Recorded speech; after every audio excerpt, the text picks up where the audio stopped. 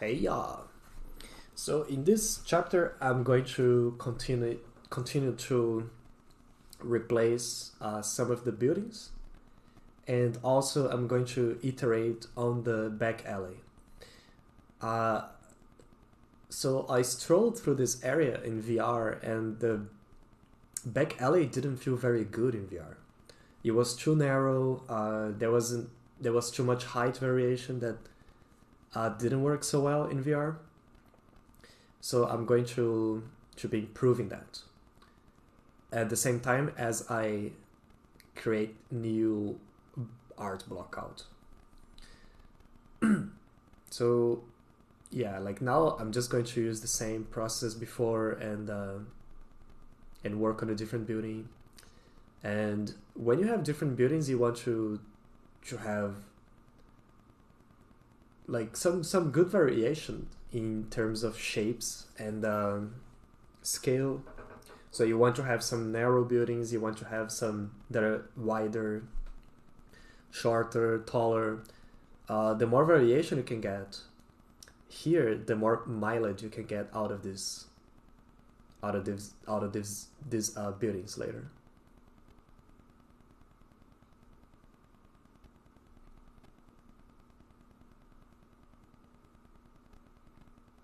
So for this one, I'm trying this shape that I saw walking around Google Maps, and I like this extrusion. It creates some interesting shadows, and you can add some dirt in there, and sets it apart from the other building too.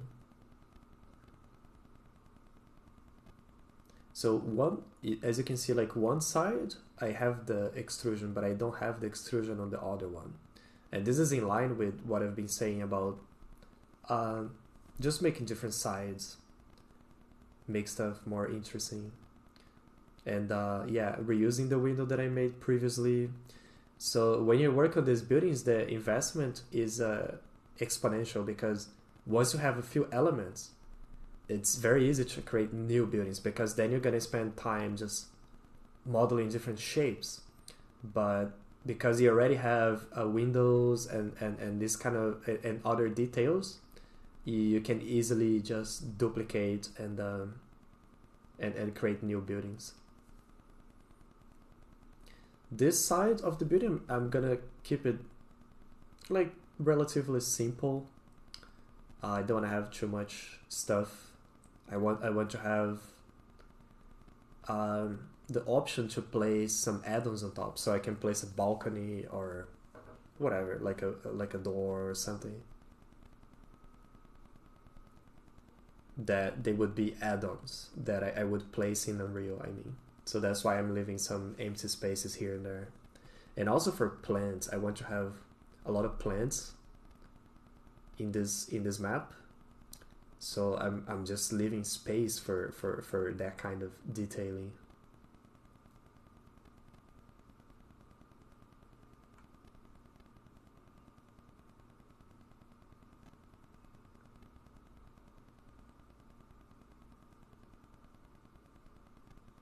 Just trying some window shape, and I can already tell that the frame is huge.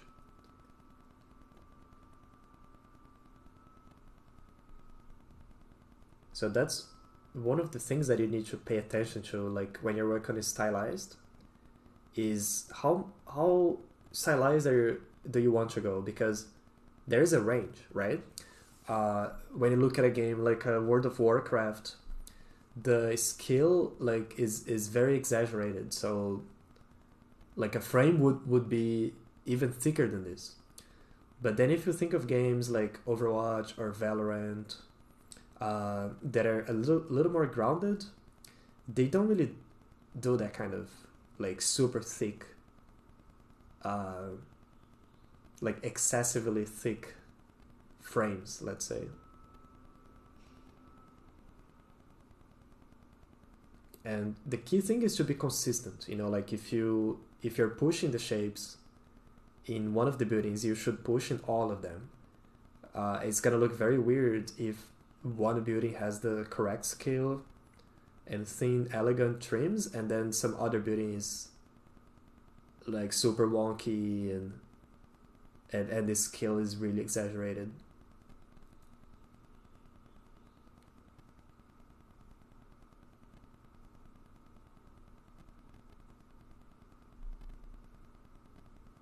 When I'm working at this stage, I like to squint my eyes because when you squint, you remove a lot of details. You know, you can see the big shapes, and it gets easier to see if things are harmonious, you know, like, or if they stand out too much. So if you never try this, give it a try. You know, like that's why you always see like it's like the classical image of an artist, right? Like with the pencil and squinting the eyes, and there's a reason we do this. And it's mostly to remove information, you know, like the unnecessary information, so you get the big picture. So try this right now with the video. Just squint your eyes and you're going to see that you're going to see some big masses of shapes instead of details. And yeah, and this is very helpful. Like do it all the time when working on block out, when like designing the level. It really helps to see the scale.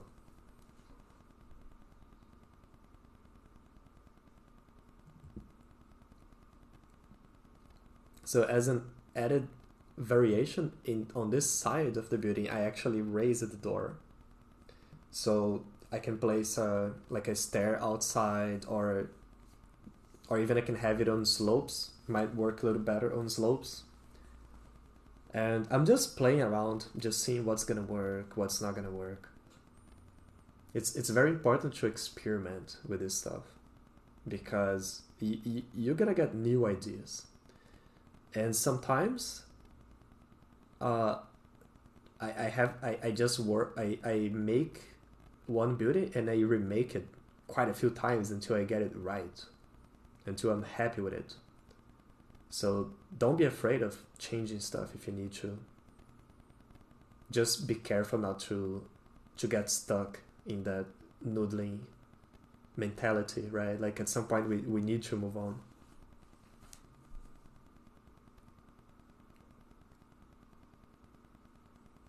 So trying some steps here. This kind of stuff really helps to place it on slopes, makes it more interesting too. Just feels more natural. And at this stage, a lot of the windows I'm not even cutting the geo underneath because I'm still playing with the placement, with the shapes and stuff, and I want to be able to change them real quick if you need to. As you can see, like I'm trying this weird height variation with the windows is totally not gonna work, but it's fine. It's important just to have fun and you know and do your own thing. You know, I think that's for me that's important. I want to do my own things, and that means sometimes you have to try crazy stuff because even if that doesn't work, it might give you ideas for other things, you know, like some unexpected results you can get. And always seeing these buildings from different angles too. Just to see how they read and if the scale is correct and all those things.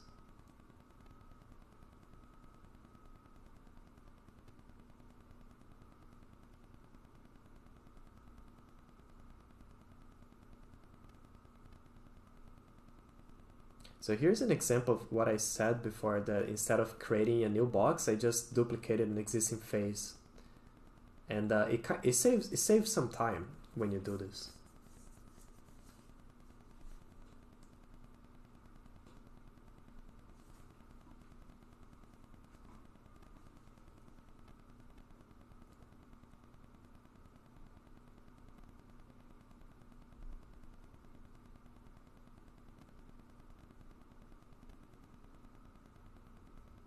So now let's do some light map UVs.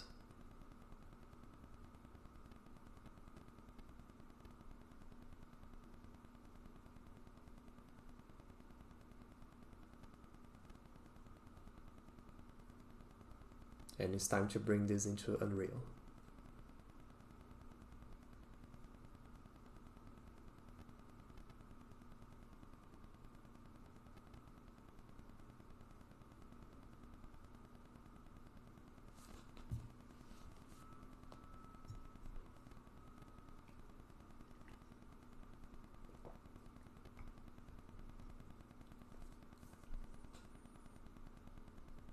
I think this was the smallest building I made, so it's great for filling gaps, like that one over there. And because it has this flat wall on the first floor, I can easily place some props there, like a planter or even a door. If I want to have some extra variation, I can place a door in Unreal on top of it. Later I'm going to have this door frame with a door that I can just place it on top of buildings. So I created a lot of variation with this. It's great for filling gaps. And keeping things simple at this stage. And actually, you don't even need to use the grid material anymore, because that was mostly for blocking out.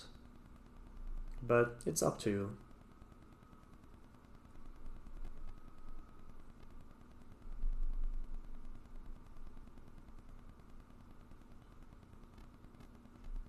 Yeah, so now I'm going to start experimenting with the Backalley, and I tried a few ideas until I was happy with it. So this one is not gonna be the one that sticks. I tried to have this curve, and I played with how narrow, how wide it gets, and very important to playtest in your platform, right? So I was always checking this in VR. Things feel very different in VR. Like things that work in first person game in VR, they don't necessarily work. Especially the height variation, it can be very disorienting in VR if you're having small height variations like up and down, up and down. It really doesn't feel great. And with this technique, it's totally okay to shove these buildings inside each other. Especially with stylized stuff, like it even makes it look more stylized. So here is why I tried this weird window scheme. I was trying to match it to that stair set.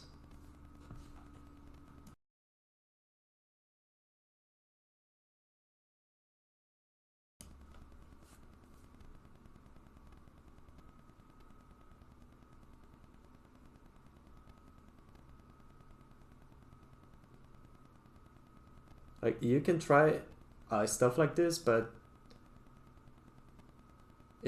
sometimes it's not the best idea because it makes the building too unique. Like unless I had a lot of slopes in the map, and that looked good to begin with, that would make sense. But because I have slopes just here and there, it's not worth it, to do that. And look how easy it is now to build this kind of alleys and spaces once you have a few buildings. And I only have 2 buildings with 2 different sides, so that's like 4 designs.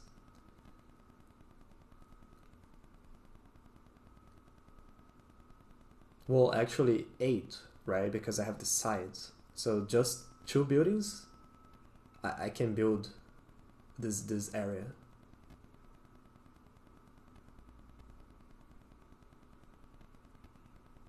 It's one way that you can block out the map too. Like if you it can work through that. If you are on a budget, a time constraint, you just want to make something quick. Maybe if it's just a portfolio piece, it doesn't need to have gameplay. Maybe you can even block out some buildings and use them in your design blockout, and then you use the design kit to design the ground and the extra stuff. But maybe you can use like these buildings to build the map with.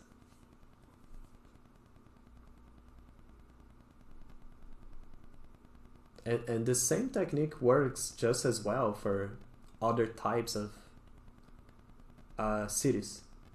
I think the like placing building toppers like this is a great way to build villages. You know, like medieval villages, you could just make a few buildings and duplicate them around, or even like cyberpunk scene, like urban scene. It doesn't matter. You can play around and see how far you can get with a few toppers. I just find it easier to work with than having a ton of modular pieces.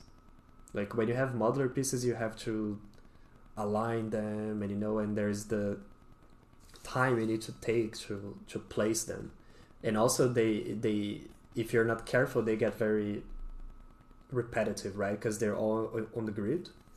But when you have building toppers like this, you can just copy paste. It's just easier to work with. But of course, it doesn't work for every situation. But I love to work this way because, like, just think about it. Like, once the whole map is replaced like this, we can just go back to Maya and really work on these buildings to make them look awesome. And then this is just gonna propagate to the whole map, because since you're using the same buildings everywhere, like the whole map is gonna level up at the same time, and it's a really good feeling when this happens.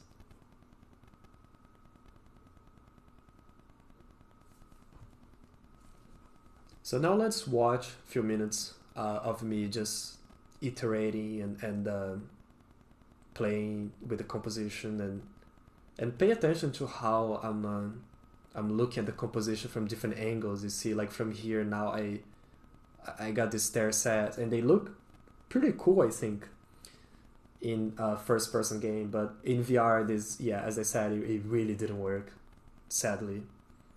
But yeah, let's watch a little bit and try to get in the flow.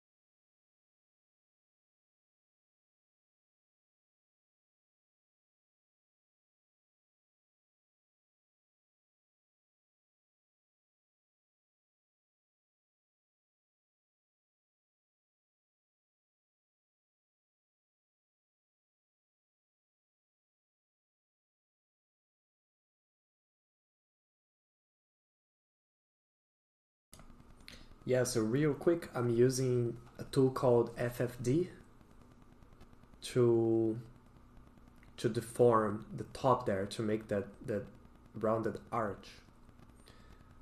I believe that in 3ds Max it's called lattice tool. I could be wrong. I'm not sure how it's called in Blender, but it's a basic tool, and very useful when you want to take an existing geometry and tweak it around.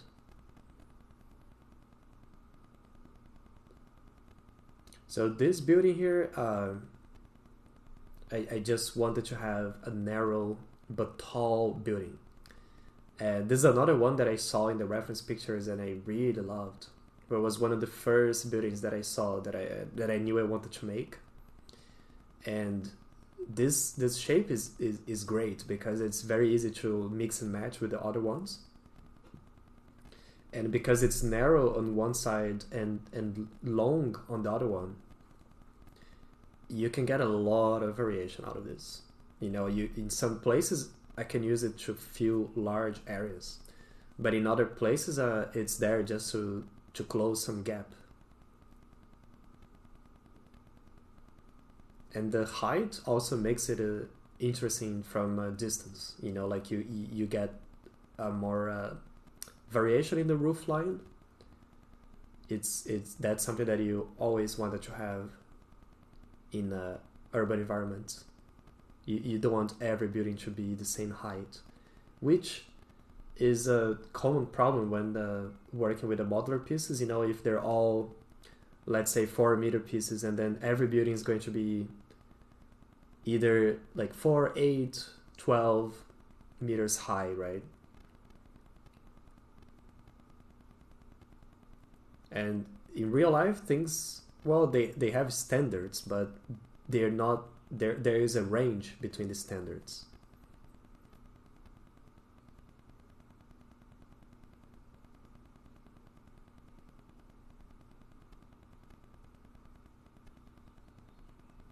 Yeah, so you see, like, one of the sides is just a big flat wall with one window.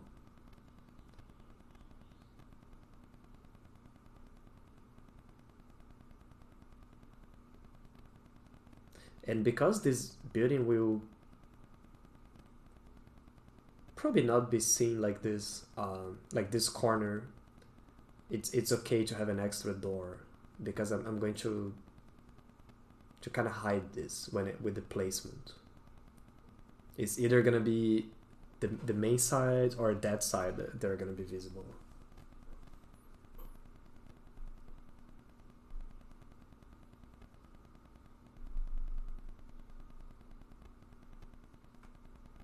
And this building I just blocked out from like imagination, looking at references. I didn't necessarily export geometry from Unreal, because now that I already have 2 buildings, I can kind of look and know the general size of what the buildings need to be.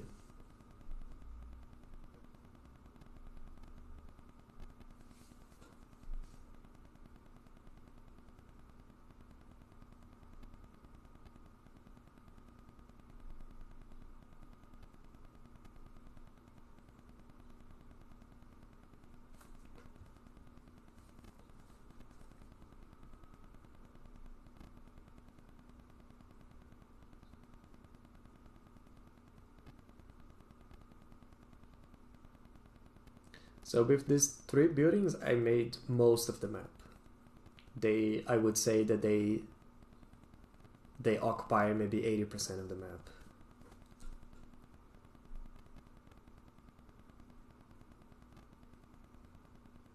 Fixing the collision and light map UVs.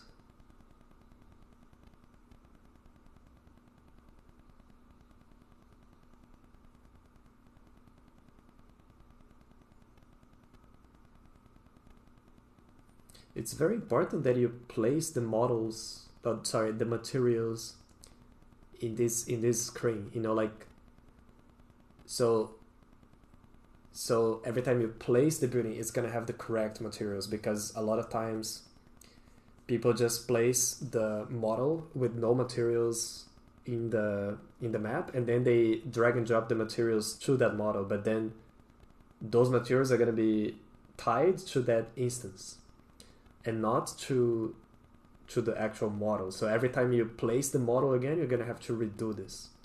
So just always like never have any meshes with unassigned materials.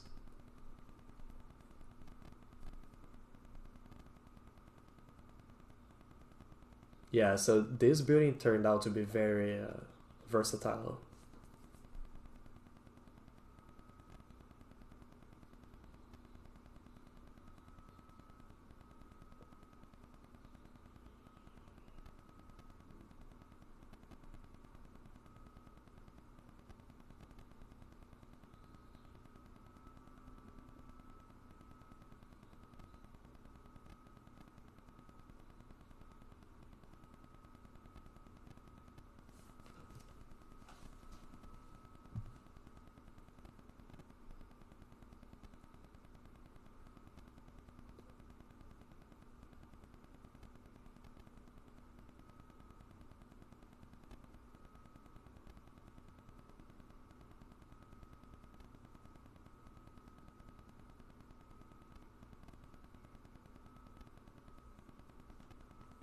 Yeah, this area turned out very different in the final version. I was still in between like experimentations.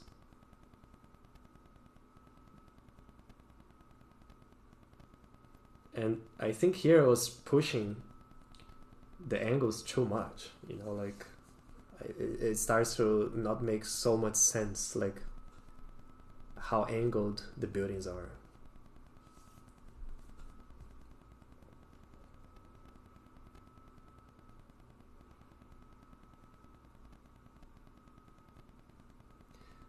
But yeah, that's about it for this chapter. I think we made a really good progress so far just by having these 3 different buildings. There's a lot of work that we can do in the map. So let's watch a few more instances, and I'll see you in the next video. Bye bye.